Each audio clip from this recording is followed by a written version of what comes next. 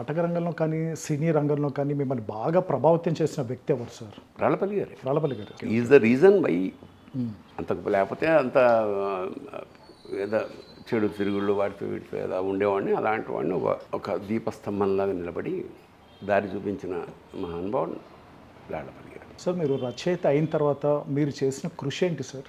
ఒకటి రచయిత నేనే కాదు, ఏ రచయిత అయినా చేయాల్సింది ఏమిటంటే ఫస్ట్ చదవాలి. నేను చెప్పాక మా ఇంట్లో ముందు నుంచే చదవడం. సో విస్తృతంగా చదువు. ఎందుకంటే మనం సొసైటీలో పరిశీలిస్తే మన జీవితం సరిపోదు, అన్నీ ఉంటాయి. అవును.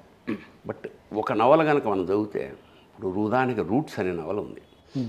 రూట్స్ని తెలుగులో 7 తరాలు అని 7 తరాలు 7 generations. So you can glance at 7 generations book ద్వారా.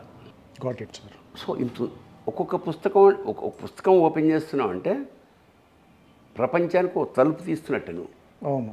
That is the power of నాటకం. అలాగే కన్యాశుల్కం లాంటి నాటకం ఉంది. దాదాపు 30 పైచీలకు పాత్రలు ఉంటాయి అందులో. ప్రతి పాత్ర ఒక ప్రత్యేకత.